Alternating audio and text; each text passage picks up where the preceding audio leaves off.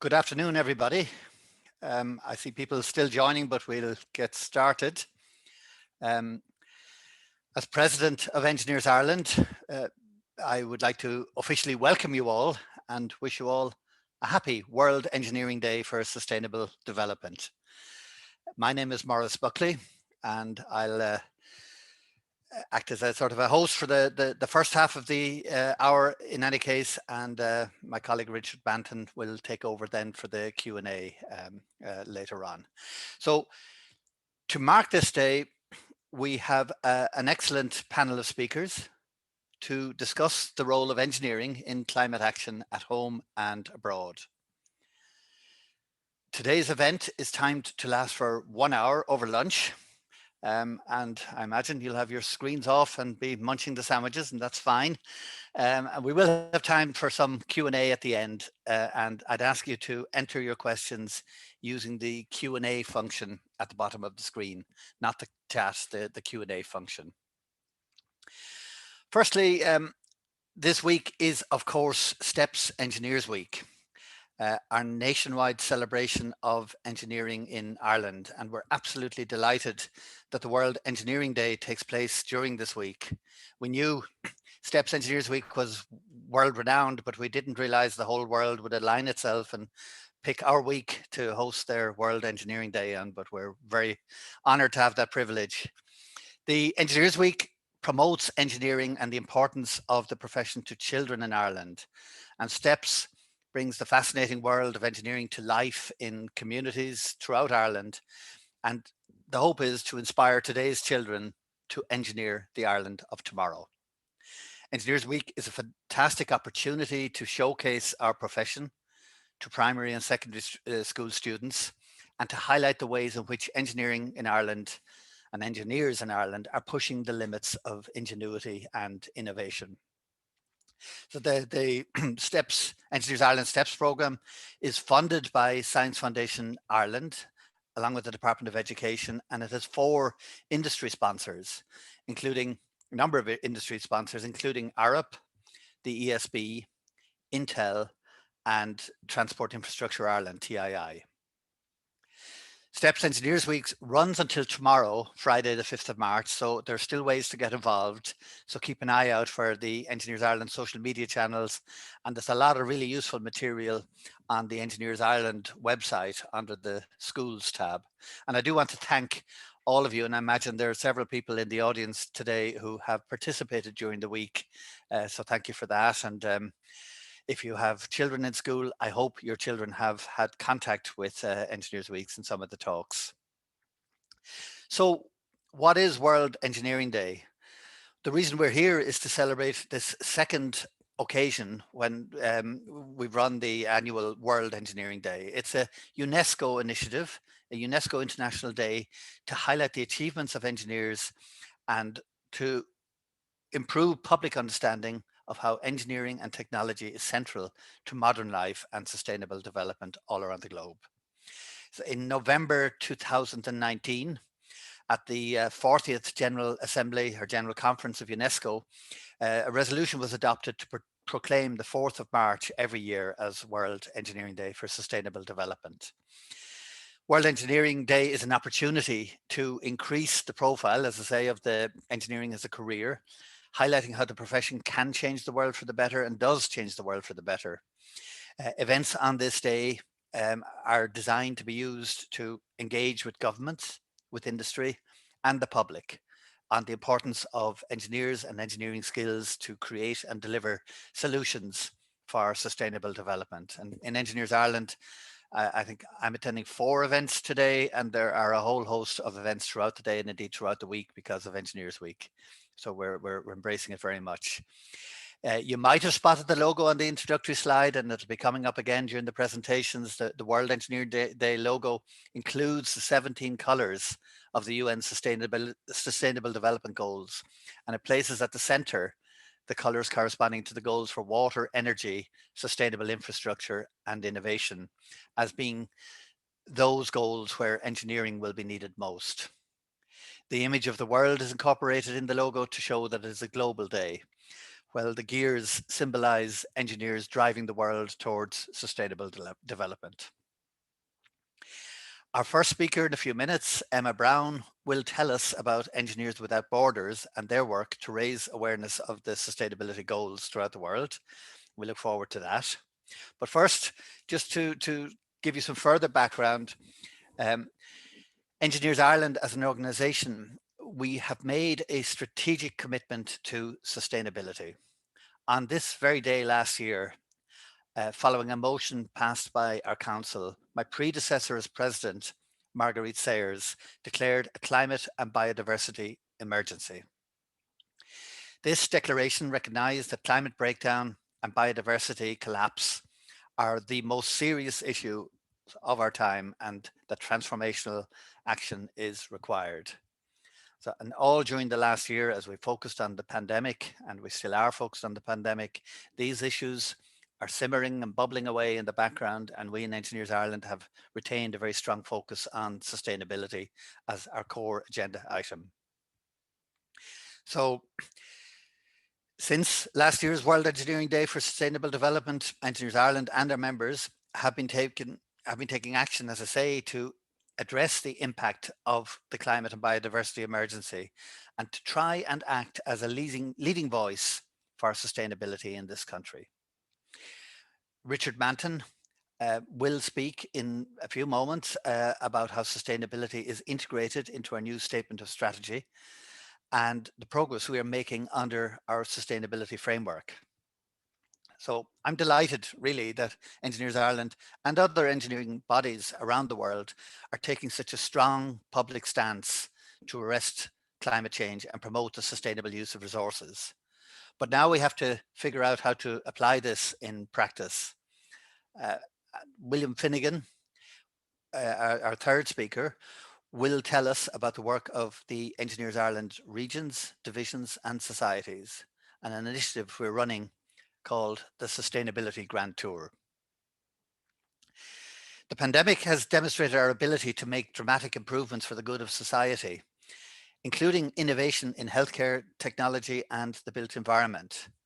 So it's a real opportunity now to make sustainability and climate action central to Ireland's recovery, to retain some of the positive changes that we've been forced to adopt during the pandemic and to build on the topic of sustainability as we invest in our recovery and try and reduce human impact on the environment while improving the quality of life.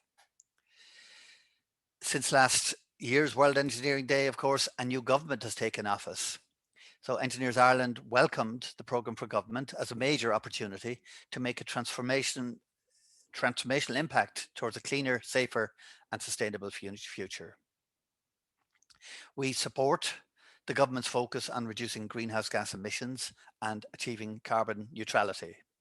This requires investment in renewable energy, electric grid infrastructure, public transport, electric vehicles, and in the home. Home energy retrofitting is an important topic, and there are lots of other areas. Engineers Ireland recognises and will respond to the clear call for new, innovative engineering and technological solutions, and we hope to lead the way in some of those. We're committed to supporting the delivery of the programme for government and the renewed National Development Plan, which has been formulated at the moment. So we're delighted today as well to have as our final speaker, engineer turned politician, Deputy Brian Leddin, who will be hopefully joining us for that. So now I would like to introduce our first speaker, Emma Brown. Emma is a program manager at Engineers Without Borders. Emma has a background in anthropology and community development and has worked in various roles in the non-profit sector, from community development to fundraising. Emma, if you're ready. Very much for the introduction, Maurice, and thanks so much to Engineers Ireland for the invitation to be on the panel today. Delighted to be here with you guys today. And I just want to speak a little bit about today with you guys about what we understand sustainable development to be at Engineers Without Borders, the climate action we're taking, and the kind of engineering we believe in, which we call engineering with heart. So firstly, just to give you a bit of an introduction to myself, And who am I? As Maurice mentioned there, I am not an engineer. I would describe myself as a proud non-engineer. My background is in social science and anthropology and community development, as Maurice mentioned. And so for many of you might wonder what exactly is anthropology. I didn't know myself years ago exactly what it was before studying it. How I would describe it is where engineers get excited about new technology. I get excited about learning about the traditions of Inuits up in the Arctic. So that's a bit about me and what I geek out about. So to come to the central question of the hour and the million-dollar question, what is sustainable development?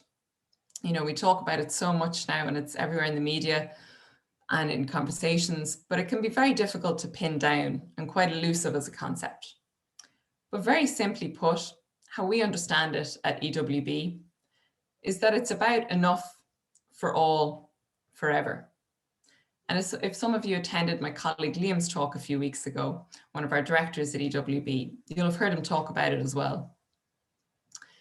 So I think if we take this as our starting point, enough for all forever, it allows us to really question the kind of global development that we have at the moment and to consider what's the greatest threat to it, which, as Maurice rightly mentioned, it's the climate emergency and biodiversity emergency. And that's us. That's our societies, our economies, particularly in high-income countries.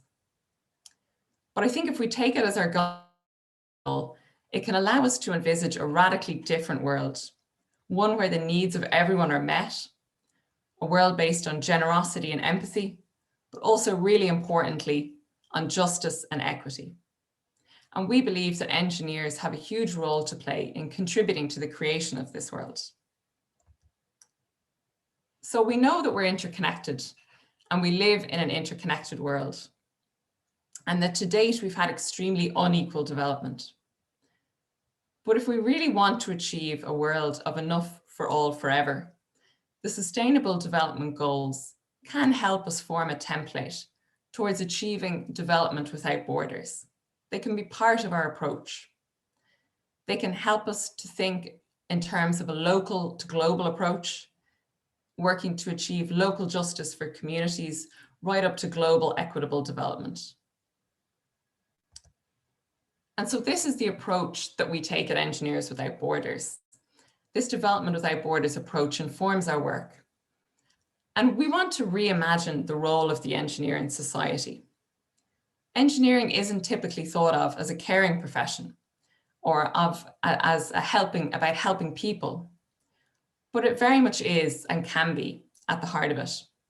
For me as a non-engineer working this last year with EWB, I've seen the huge potential that engineers have to create healthy, safe and vibrant communities, to create spaces that increase our well-being, and to meet the basic needs of people so that everyone has the foundations on which they can build a good life. They have infrastructure, they have shelter, they have water, they can build a good life for themselves. And so I think if we open up how we expand, if we expand how we understand engineering, and we open it up to be about a caring profession, that it can be about helping people, then I think we open it up to a much more diverse audience, in particular young women and girls. This picture I took last year at the IWish conference in the RDS in Dublin. And the event is actually taking place today online. IWish is a fantastic initiative that was started by 3 motivated Cork women back in 2015. Ruth Keating, Gillian Buckley, Ruth Buckley, Gillian Keating and Caroline O'Driscoll. And their aim with the initiative was to open up the world of STEM to young women and girls and to encourage women to consider it as a possible career choice. For me on the day, it was amazing to see the enthusiasm of the women to learn about STEM careers, how they could make a difference, and for us to talk about the positive impact that engineering can have on society and communities. And so if we build on this, we move from the role of reimagining the role of the engineer in society to reimagining engineering education. We run a design initiative at EWB called Where There Is No Engineer together with our partners, the Development Technology and the Community Group at TU Dublin. And the initiative is about designing community and climate resilience. Every year we work with a particular development partner in a community in a specific country in the world. And our design briefs are based on the challenges that that community faces. And students are challenged to innovate solutions that are appropriate for the people in their environment, meeting people where they're at. So how is it different? Well, it's a flexible learning module that can be incorporated into an existing course module or run independently. And importantly, it's open to non-technical as well as technical disciplines. And it brings the world into the classroom and integrates sustainable development at the core of teaching. And it facilitates a shift, a subtle shift, from engineering and technical disciplines in particular, being about problem solving to being about finding opportunities and about how engineers and other disciplines work with communities. This photo is of Olivia Holbrook, one of our winners from a couple of years ago, a service designer. So we work with product designers as well, who designed a Tide menstrual toolkit, focusing on one of our themes of community participatory health. And this is a picture of Olivia out in Nepal with women in rural communities there. But as Olivia herself would say, she saw doing a research for the project that period poverty is a huge issue in Ireland as well. It's just often hidden from view. That actually this product could be relevant in Ireland as well. And indeed, there's legislation being debated and drawn up at the moment in the Dáil to tackle period poverty here in Ireland. So this shows that kind of global to local approach that we work to take, and that development without borders approach. This is another one of our winners from a few years ago, the biochar kiln team, product designers again, and they traveled out to Nepal with their biochar kiln to work with rural communities there again. So it's low-tech agricultural technology, and they're working to help smallholder farmers to improve their food security and thereby their climate resilience for present and future times to come. But again, the guys saw the opportunity for the biochar kiln to be used here in Ireland, and they set up a social enterprise, Farm Social, and have worked with a lot of community groups here in Ireland, for example, Burr Community Growery, and saw that there's a real appetite there in community groups here to adopt natural approaches to improve agricultural lead and indeed build our own resilience and climate resilience here in Ireland. So just to give you one more example of the kind of work that we're doing in the area of climate resilience, we work with, again, the Development Technology and the Community Research Group and a number of European partners to develop and implement nature-based solutions. And this is about facilitating a shift from building in nature to building nature in. And we're working on developing and implementing the solutions, but also integrating teaching on nature-based solutions into university curricula. So facilitating that shift to consider building nature in from the start, and that opportunity that young people studying engineering and other disciplines are aware of it from the beginning and can consider how they adopt the approaches. And it's relevant for both high income and low income countries. It's simply just about adapting the intervention to the people, the communities, and the environment that they're in. So we actually, over the last few years, we've been working on an EU project and worked with our partners to develop a nature-based solutions toolkit, which will shortly be rolling out in universities, which we're excited about. So come back to sustainable development now. If we consider making these shifts in the engineering profession, from it being typically about engineering being about building structures and projects to being about building communities and helping people, and facilitating this shift in education towards opportunity finding and that global to local approach, and how we work with nature and how engineers can work with nature to improve resilience. I think we see there's such a huge opportunity for engineers to make a major contribution to sustainable development and to us achieving a world of enough for all forever. So as with anything in life, we couldn't do it alone. So I just want to acknowledge and thank very much our partners across industry academia and development, just some of whom are up here on the screen, who help us in achieving our Development Without Borders approach and achieving our work. And very finally, just to mention to you guys, with the day that's in it, obviously, with it being World Engineering for Sustainable Development Day, we have 2 events taking place today in case you'd like to get involved and join them. Firstly, we're running our EWB SDG Day, which is about raising awareness of the Sustainable Development Goals.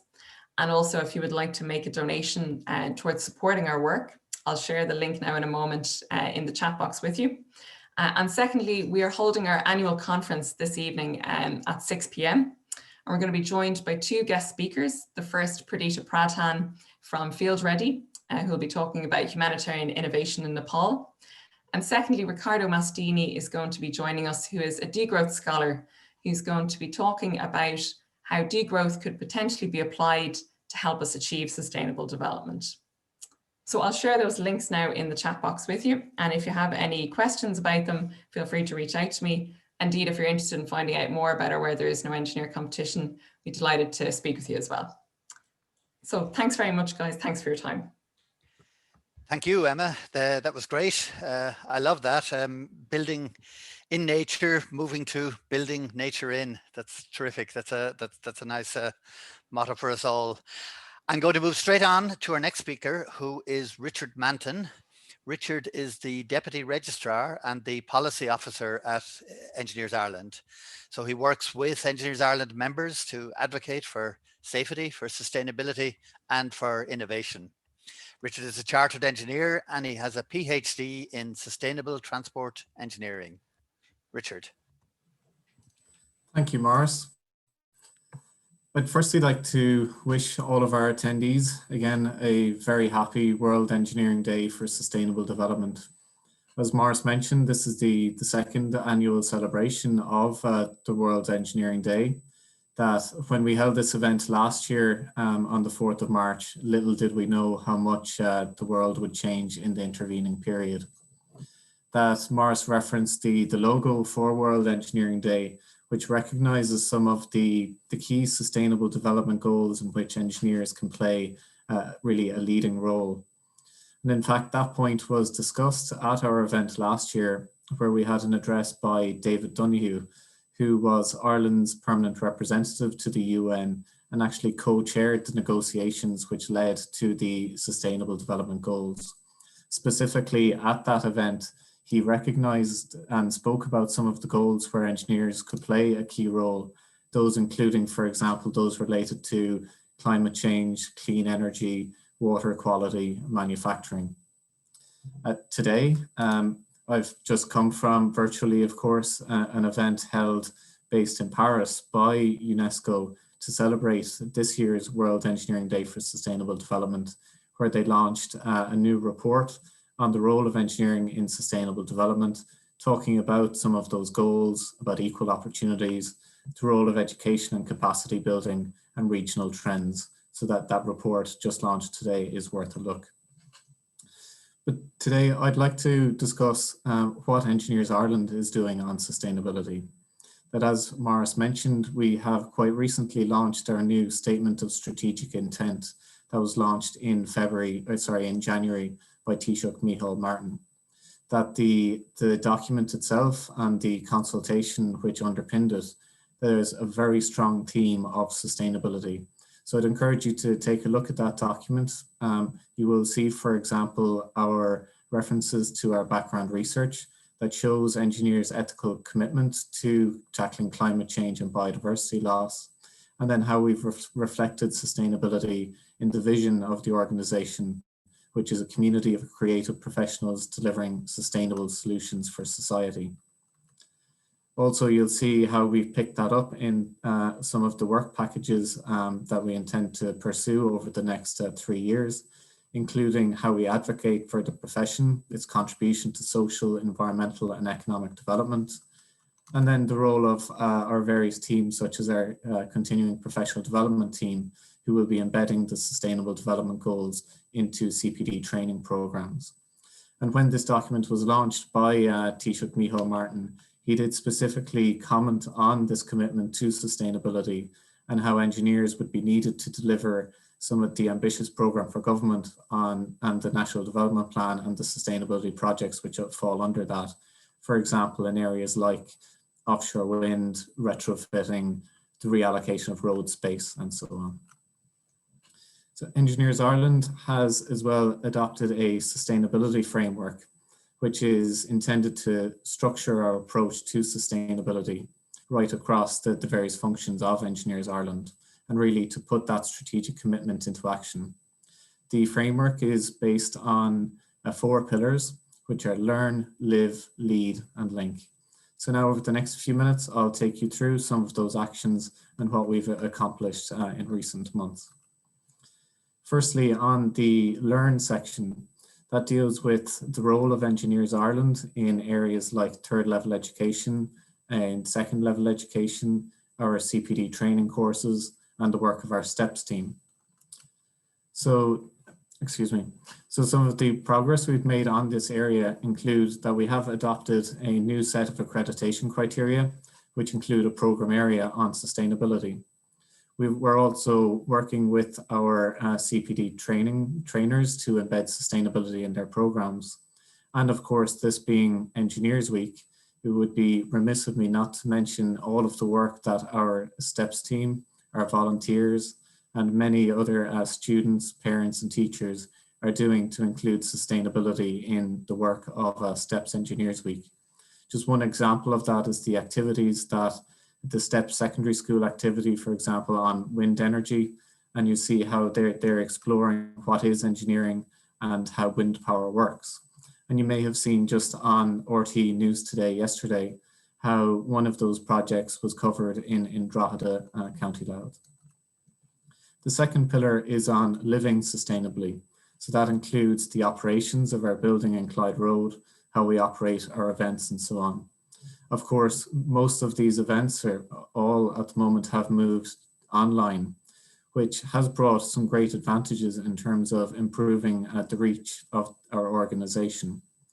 As well, that we've launched a sustainability webpage, which I'd encourage you to check out, which includes the document of our sustainability framework, as well as our declaration of a climate and biodiversity emergency, as well as then events like this one that you'll find on Engineers TV, the recordings of a whole range of events, which we think will really represent a major knowledge repository for the organization, for the profession to improve skills acquisition. The third pillar of our sustainability framework is lead, which includes our role in advocacy and in regulation. So this includes actions related to our code of ethics, how we invest, how we communicate the role of engineering in the Sustainable Development Goals, our policy work, and so on. Just one of those actions was that we would hold a national conference on the theme of climate action, which we held in October of last year and which was a great success. That the keynote speaker at that conference was, and we were delighted and humbled that he would address our conference on the topic of climate action, which was President Michael D. Higgins. At the conference, President Higgins specifically spoke about the role of engineers, how they are uniquely placed to help the world meet the Sustainable Development Goals. And he also called on the Irish education system to generate many more engineers who are armed with the skills needed to meet this global climate change emergency and to build a sustainable world. We also, in October, launched our State of Ireland 2020 report. That report advocates for Ireland's recovery to be a green and digital recovery and identifies the key role that engineering can play in terms of, for example, onshore and offshore wind, in hydrogen, in re-engineering our transport system, and in many other areas. The final of our 4 pillars of our sustainability framework is on link, which is our collaboration with other disciplines of engineering, other sectors, and with other organizations. So for example, it includes our interdisciplinary approach, as well that we would hold training and networking events and that we would build coalitions. I think a fantastic example of that is the Sustainability Grantour, which brings together engineers from a variety of disciplines, as well as other professions from other sectors. And I know that William will be talking to you a little bit more about that. So finally, I would just like to again remind you that this is STEPS Engineers Week, and that I would encourage you to check out the events on the schools tab of the Engineers Ireland website to see how you can get involved in the remaining events. And as well, I'd like to call on our members and others to engage with us in terms of participating in our sustainability events and bringing our sustainability framework and our strategic commitment to life. Thank you. Thank you very much, Richard, for that. And reminder to people, if they have questions or thoughts, to put them up on the Q&A section, the Q&A button underneath. So I'd like to go straight on now and introduce our third speaker, William Finnegan. William is chair of the West Region of Engineers Ireland. He's a chartered engineer and research fellow in civil engineering in NUI Galway. His research focuses on developing advanced engineering solutions for renewable and sustainable technologies. William. Thanks very much, Maurice. You can see my screen all right and hear me? Yes, we're good. Oh, that's good, okay. So as Richard mentioned there in his last slide, or second last slide, the Sustainability Grantour has been running for the last couple of months and will continue till the end of April. So I'm here on behalf of the organising group to discuss what we have been doing and hopefully what the impact of our work on this Grand Tour will be. Before I go any further, I think it's important to acknowledge that this is a collaboration of 10 sectors in Engineers Ireland that have come together in order to produce this collaborative CPD seminar series. So kind of a background of where this came from. Maurice, who just introduced me as president or as incoming president of Engineers Ireland in June 2020, he put out a call to all 30 sector chairs asking us to propose sectoral projects through the idea of a cross-sectoral collaboration to support the national recovery. So this was an idea of a post-COVID world and how we would like to shape it and what we could contribute to doing so. So myself and one of my colleagues, Siobhan Kennedy in the West Region, we had already planned with the rest of our committee to organise a CPD series in spring this year around the area of sustainability. And we saw this as an opportunity to maybe push the boat out a bit further and collaborate with maybe one or two more sectors and run 5 to 6 events. That was our initial plan. The motivation for this was our belief that there's a need to move forward in a sustainable manner to build a more resilient society and do this in line with the UN 17 Sustainable Development Goals. The other motivation is what was talked about by Richard and mentioned by Maurice as well, that on this day last year, Engineers Ireland, on the back of a motion brought to Council, recognised that climate breakdown and the biodiversity emergency is the greatest crisis of our time, and there's a need for engineers for action against this. So from this, the Sustainability Grand Tour was born, and it was one of 3 sectoral projects that were selected as part of Maurice's call. So what is the Sustainability Grand Tour? So hopefully most of the 140 people on the call here today have attended one of the events at some stage. The overarching aim of the tour is to demonstrate how engineers can integrate sustainability into their projects at all stages, and to model this around the UN's Sustainable Development Goals. And to date, we've had quite a good response to the seminar series, with an accumulative total of over 1,800 attendees. And and I think this is on the basis of the quality of the speakers that we have provided. The tour itself presents a great opportunity to explore the role of engineers in developing these solutions for us to strive for a more sustainable community and sustainable cities across Ireland and the rest of the world.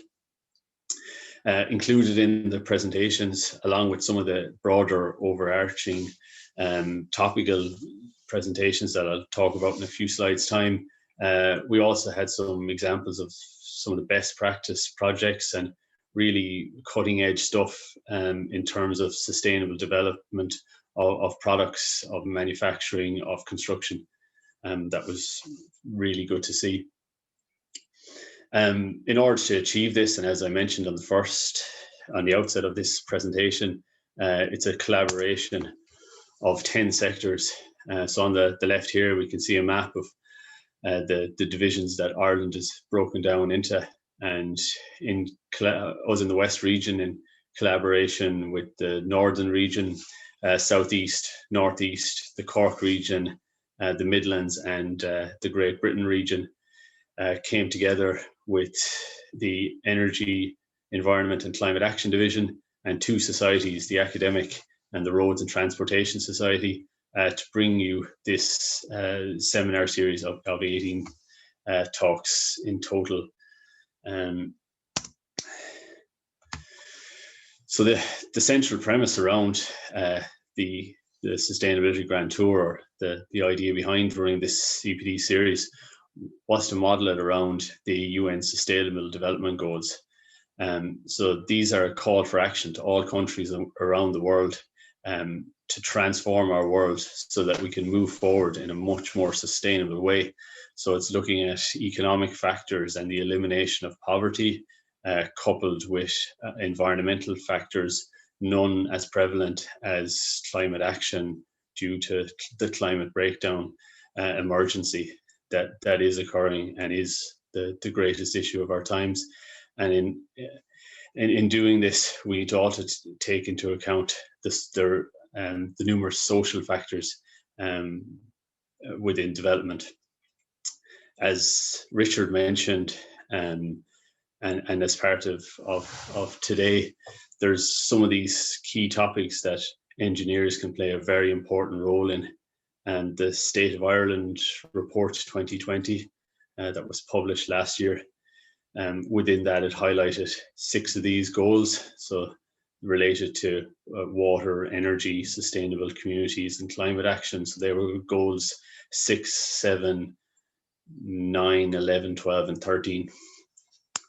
And so using these as a framework, we looked at these are the ones that engineers can make the greatest impact on. These are the ones that we should concentrate the most on in delivering key presentations or getting key speakers to talk about these topics. So on the next slide, it's a pretty busy slide, but it's a kind of a whistle-stop tour on the whole CPD series.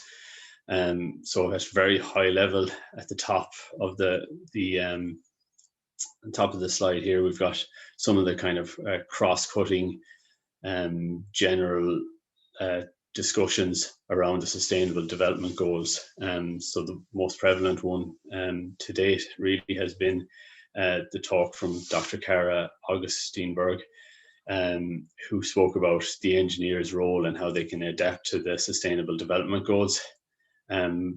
We've also had the Academic Society have looked at how the SDGs can be implemented on some of the campuses across Ireland. And I suppose we have today's event as well. That's a very much of a cross-cutting issue, looking at sustainable development as a whole. Within the tour itself, we've got a lot of presentations about specific topics, but again, a lot of the actions within the UN Sustainable Development Goals are the boxes are ticked.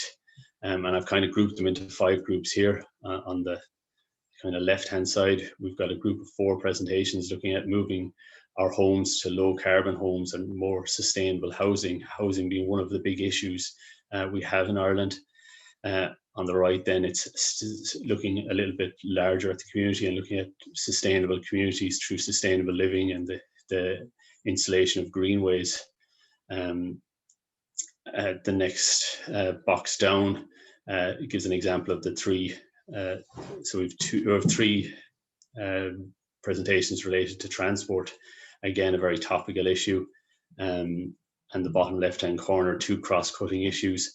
The government's climate action bill that Brian Leddin, that's just come in, talked to us about a few weeks ago, and how engineers can contribute to this. This not just talked about climate action, but affordable green energy is going to play a big role here, and retrofitting houses and homes across Ireland, which contributes to Action 11 also. And then biodiversity. Again, if we want to see a better world, this is a big cross-cutting issue that's led by Siobhan Kennedy and Richard Manton, and they're doing a consultation at the moment, and this will be the event that wraps up our sustainability Grand Tour.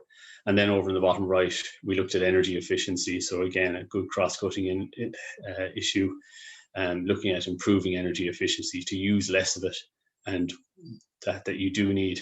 You're looking for a non-carbon alternative. So that was an overview of the tour itself. And what impacts do we see for it? So the greatest impact we can see in the long term is to see a greater emphasis on sustainability within engineering projects, showing us engineers what we can do to incorporate the UN Sustainable Development Goals in our work.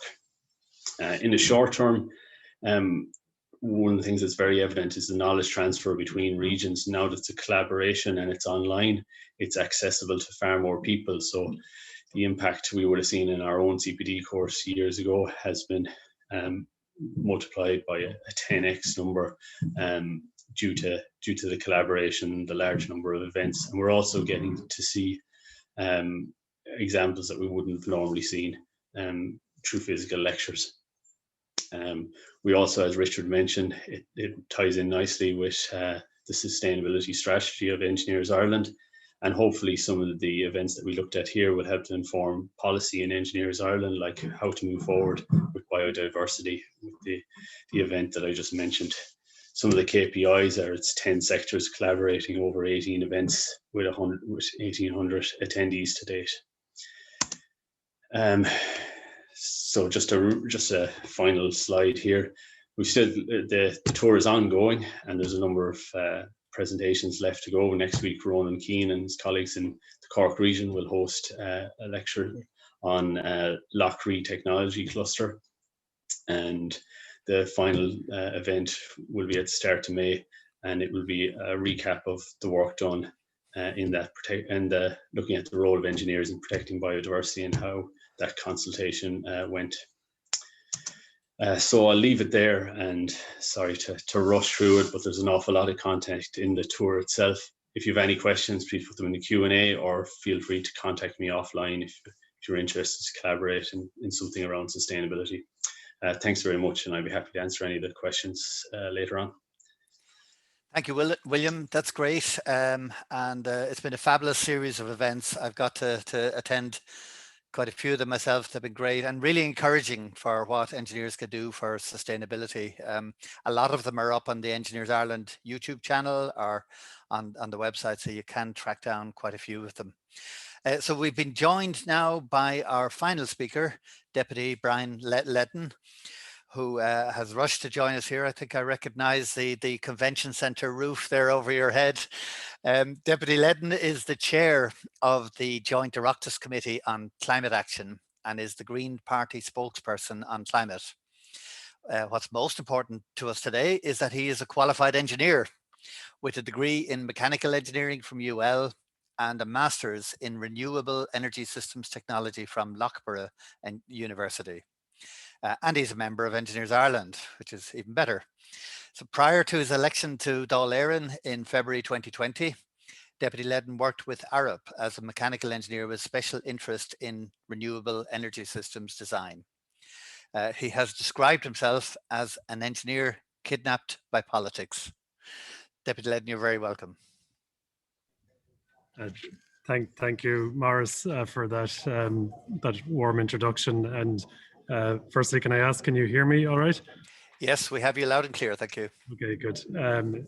Okay, fellow engineers, Just to introduce myself, my name is Brian Leddin, and up until a year ago, I would have described myself as a mechanical engineer from Limerick City. And I suppose if I'm honest, I'm still getting used to my new title, which is TD for Limerick City.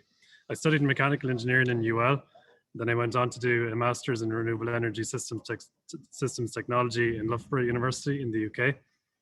And since leaving college a long time ago now, I've worked as a mechanical engineer, mostly in my home city of Limerick. I use this phrase, as Maurice mentioned, that I'm an engineer who got kidnapped by politics, and it's true.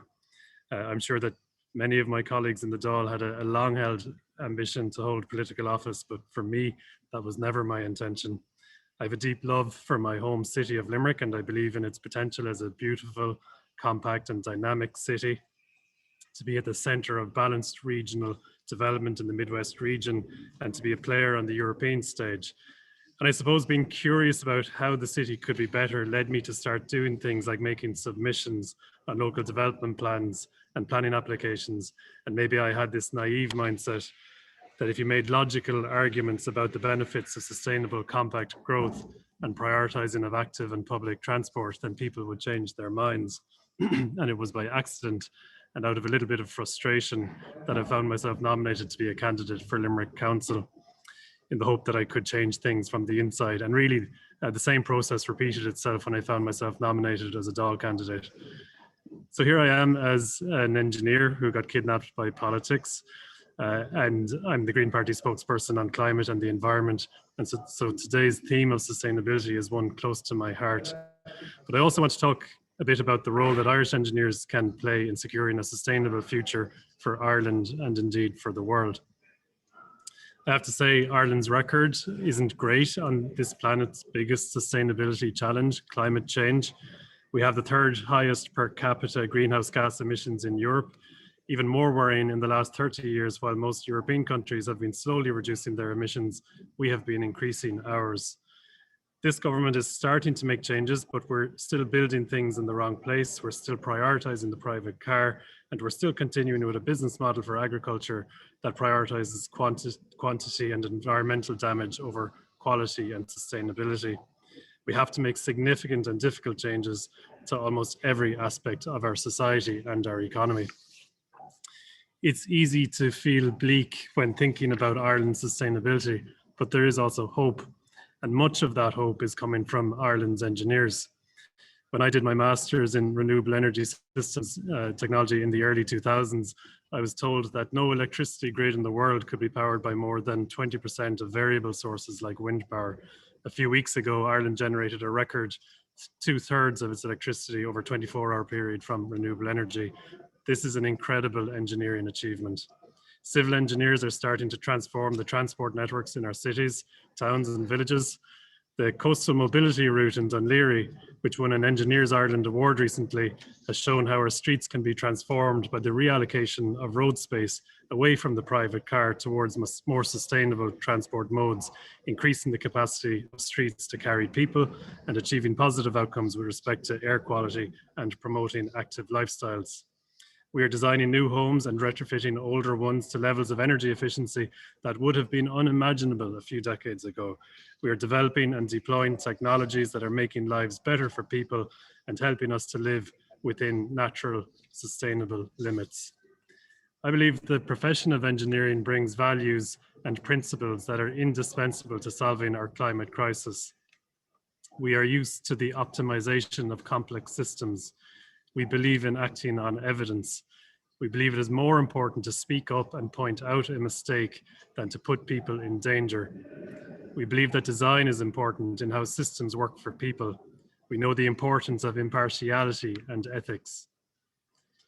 Engineers Ireland tell me that although some TDs have engineering related qualifications, I'm the only engineer in the Dáil.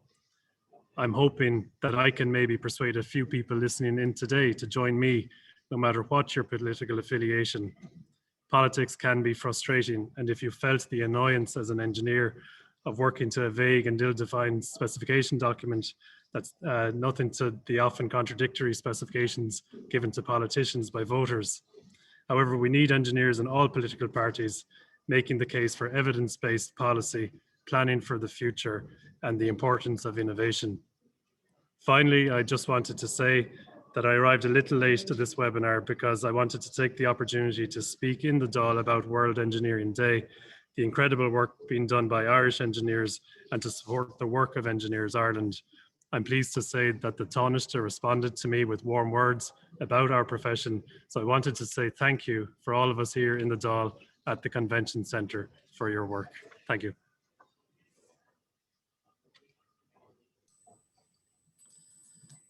Thank you, Deputy Ledin, for that. I think we can all agree that it's fascinating to hear the perspective of an engineer in Dáil Éireann or in the Convention Centre.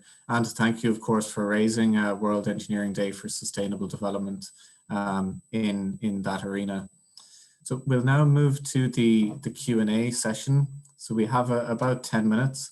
So if I could just ask my fellow panelists to turn on their cameras. And I'd also like to thank Maurice Buckley, who the President of Engineers Ireland, who I know has to leave us for another commitment. So again, just to remind attendees to please post your questions in the Q&A function, and then I'll get through as many as we can in the time that we have. So Brian, I might come to you first. We've received a question from Liam McCartan, which relates to the Sustainable Development Goals.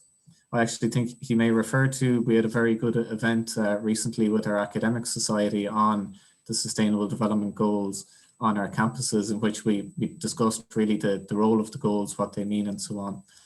And Liam asks, are the SDGs not merely greenwashing, business as usual?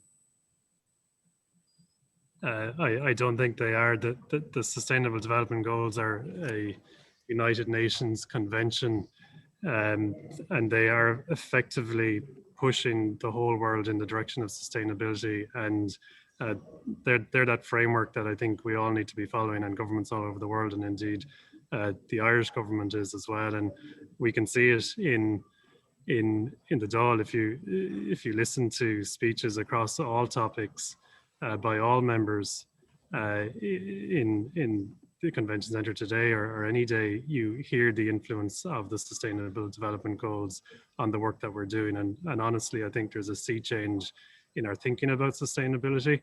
I think we, as a society, as a political system, are now very serious about it. We've a hell of a long way to go to solve the problems that are there. But I think the Sustainable Development Goals are playing a very important role in guiding the work that we're doing and guiding every strategy, every political document, every policy that we're coming out with. And I know in the climate bill, which we're going to introduce to the Dáil very, very soon, we've built in the importance of the Sustainable Development Goals into that bill, and that's going to take Ireland through to achieving net zero emissions by 2050, and indeed greater than 50% by 2030. So I think there's I think they are having a huge impact, and they will continue to have. Thank you. I know certainly in Engineers Ireland, we found them to be a useful framework, not necessarily a replacement in themselves, but a framework to guide our action and to highlight those areas such as wind energy, water, reallocation of road space, and so on, that they have acted as that useful framework, or really a blueprint for action. Emma, if I could come to you next. We have a question from Siobhan Kennedy, who I believe was a speaker at one of your previous annual conferences. And she just has a question about where there is no engineer competition, and does that imply that there are no engineers in these places? And for example, she draws on her own experience from Nepal, and that how can we make sure that we support and not assume that we are the ones bringing the knowledge? Maybe if you could tell us a little bit more about where there is no engineer. Yeah, absolutely. Yeah, no, and thanks so much for the question and the comment, Siobhan. It's really important, absolutely, to address that. It certainly isn't that we assume there are no engineers. The name Where There Is No Engineer, she comes from a book back in the 80s, Where There Is No Doctor. And it's about working to create local solutions by working with local people and resources. So it certainly isn't about a sort of coming in externally imposing a solution. It's about how we work with the communities. And the way the competition normally works is actually So obviously people are doing research to see what could be a viable solution, and they're in contact with communities. For our current actual year, we're partnered with Zambia, and we have a partnership with an organization in Lusaka who give insight into what could work for communities. So this can feed into people's thought processes while they're working on their designs, but also then in normal times when they would travel out to the community and to the country, they're able to get feedback from the communities and have dialogue with them to see, okay, what would actually work, and and take that feedback and take that on board for any adaptation. And so it's a collaborative process, absolutely. So yeah, definitely something important to highlight. And thanks for the comment. Okay, thank you. And William, we have a question related to embodied carbon, which I'm hoping you might be able to answer, which is, are there any plans for introducing embodied carbon calculations and reporting for new developments and LCA life cycle analysis? I'm wondering, has that issue arisen in maybe some of the energy talks under the Sustainability Grand Tour? I suppose there's one thing that springs to mind is looking at wind energy. And some people will say, oh, it's completely free. There's no carbon associated with wind energy, but looking at the embodied carbon associated with putting the grid in place and these sort of developments, and also land use change that might occur by building wind turbine farms in Ireland, and the actual turbine and blades itself, there is a cost there and it should be included in it. And as far as I know, I don't think it is calculated in the SEAI calculations at the moment. And I'm not sure what the plans are going forward. Maybe Brian has a comment on it, but it is an important area that should be looked at. I know for construction it is, because you've got your EPDs for your construction products, and they are effectively what's the embodied carbon and energy, the environment, they're the environmental impact that goes into producing the product. So that there is for new construction projects, but some of the energy generation systems maybe not so much, and it is something that should be targeted. Okay, thank you. So we have a question which I might take myself, which is, does Engineers Ireland have plans to collaborate with other engineering bodies around the world? For example, the IStructD, the Institution of Structural Engineers. So absolutely, Engineers Ireland is part of a few different international engineering organizations, one being the International Engineering Alliance. We also collaborate with WFEO, the World Federation of Engineering Organizations. So we would have very strong collaborations with them, not only in areas like sustainability and advocacy, but also in terms of the mutual recognition of engineering titles, and the accreditation of engineering education and so on. And we would have very strong links with our international organizations, both in Europe and around the world. So Deputy Ledin, if I could maybe come to you with a couple of questions on planning and on transport, which I know is a particular area of interest for you. So we have Marguerite Sayers, our past president, asks for the views, your views on the challenges presented by low population density, high volume rural population, and high volume of agricultural emissions on reducing emissions targets. We also have maybe one that somewhat relates on the transport sector, which are what are the lessons learned in reducing carbon emissions in the transport sector? Okay, thanks, Richard, and thanks, Marguerite, for the question. Yeah, transport is a particular interest of mine. Outside of my professional career as an engineer, I was very involved in when I founded the Limerick cycling campaign, and once you get into a campaign like that, you start thinking about transport in a very deep way. We've gone the wrong way really in the last 30, 40 or 50 years in our spatial development of the country. We have this lopsided situation where we've a very large capital city on the east coast, a very sprawling one, and then our next biggest city is about 5 times smaller, and then the next one is about half the size of that again. And all of them are quite sprawling. We've taken advantage of developing greenfield sites because it's been easier. It's been more profitable. It's been quite challenging to develop in a compact and more sustainable way. And that really wasn't on the agenda until the National Planning Framework was published there in 2018.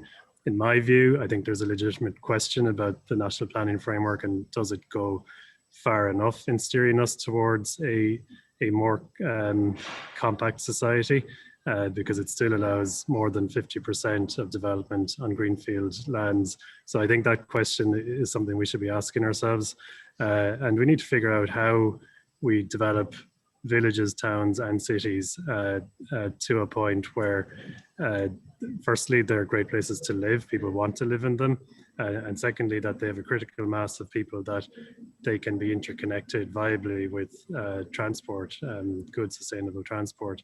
And that's where that's the direction the National Planning Framework is pointing us in, but we're a long way from where we need to be, and we just got to push in that direction. I wouldn't accept that because of what our spatial distribution is now, that we can't change. We absolutely can, and I think the key really is to incentivize first and foremost people and young families particularly to live in our urban settlements, and that's the way forward. And I think if we do that and we do it seriously, then in 15, 20 years time, we'll live in a very different country, and one that's more sustainable. That was the planning one and the transport one. There was another one in agriculture, I think. Was it? Yeah, I think just what can we do to reduce emissions from agriculture? I think we have to move to a society that is less about volume and more about quality, and less carbon intensive. And that's simply the reality. Agricultural emissions are 35% of our total emissions last year. And even aside from the carbon costs of that, which is profound, there's a local environmental cost as well. Our water systems are incredibly degraded. Our biodiversity is on the point of collapse. So there's no getting around this. We've got to change how we do agriculture, but we have to do it in such a way that we don't leave people behind. We are a society that has a deep tradition of agriculture. I think we need to protect our farmers and our farming interests. We need to pay them to be true custodians of the land, because there's no solution without farmers and the other stakeholders in agriculture, but we just can't get away from the fact that it's more than 1/3 of our emissions now, so we have to grapple with that. Okay, thank you. I'm conscious of time, so I might just ask each of our panelists, is there one message for World Engineering Day for Sustainable Development that you'd like to leave with our attendees? So maybe if I could come to you, Emma, first. Yeah, thanks very much, Richard. I suppose one we actually use sometimes in the Where There Is No Engineer competition is actually don't think like an engineer, and that's not as a criticism or anything, but I suppose just maybe expanding on what I was mentioning about kind of expanding what engineering is about, and kind of thinking in a multidisciplinary approach and thinking how engineers can work with others and kind of reshaping engineering. So that's maybe what I'd leave you with. Thanks. That's brilliant. And William?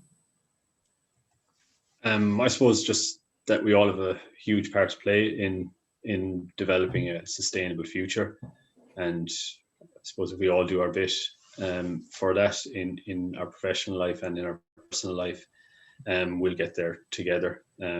We've seen how COVID has ravaged the world really, and we've had to change our way of life. Well, climate breakdown is going to be far more severe in the long term, so we need to take it as seriously. That's it. And finally, Brian, is there any one message you'd like to leave with our attendees from the Convention Centre for World Engineering Day for Sustainable Development? Emma got there ahead of me, Richard. I think that point about multidisciplinary approach, and engineers do that, but I think we sometimes think we're doing it right, but I think always have to be questioning ourselves about, are we actually truly applying a multidisciplinary approach to the work that we do? you know, we have a really important role to play in solving these problems, but we simply cannot do that without involving other professions, and we have to acknowledge the importance of others as well. And it's perhaps a criticism of engineers in the past that we would be quite siloed in our thinking, and perhaps we come up with solutions too easily as well.